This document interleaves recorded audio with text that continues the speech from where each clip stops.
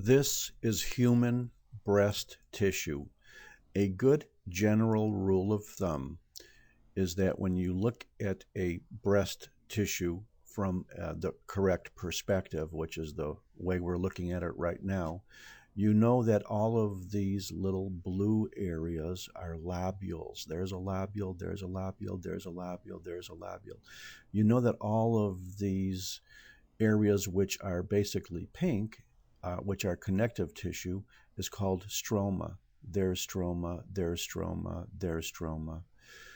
The rule of thumb is that if the stroma is about the same or even more abundant than the lobules, this is probably a woman who is not producing much milk. This could be somebody that is postmenopausal. And basically, the more postmenopausal you get, the higher the ratio between the stroma and the glands or the lobules. This is somebody who is not producing milk. It could be somebody postmenopausal. Also notice that when you look within the lobules, you do not see any secretions either. These are ducts of the breast. Here's a duct within the lobule. Here's a duct between lobules. Here's an artery. Here's some fat. There's always a lot of fat in the breast. And at the next lower phase, lower than lobule, you have these individual structures here and here and here and here and here and here. And these are the actual acini.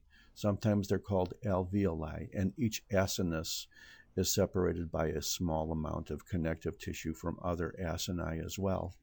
Otherwise, this whole thing is a lobule. And sometimes if you see a structure like this, which is strictly lined by perhaps a simple cuboidal type of epithelium, you know that this is a duct. And if you see an area like this, this is an acinus. And the acinus makes the milk, and the ducts, whether they're intralobular or extralobular, they just transport the milk. The the acini have basically two kinds of cells.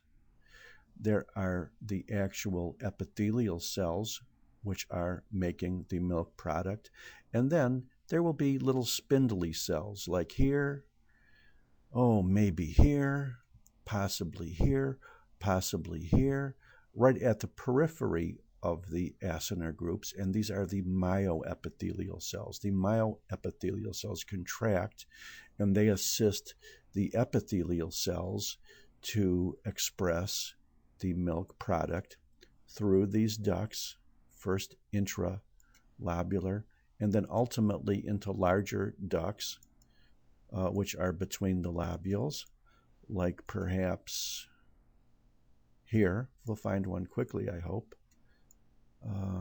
Like here, and then ultimately into larger ducts, and ultimately through the lactiferous ducts through the nipple. Well, this is shotgun histology, and is there anything here you can't identify?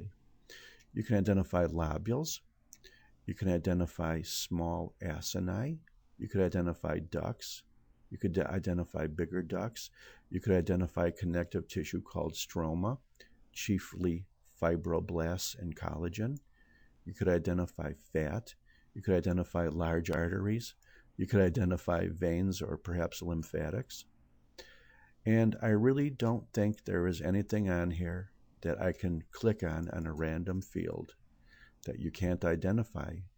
And for that reason, that is why I'm going to say thank you very much.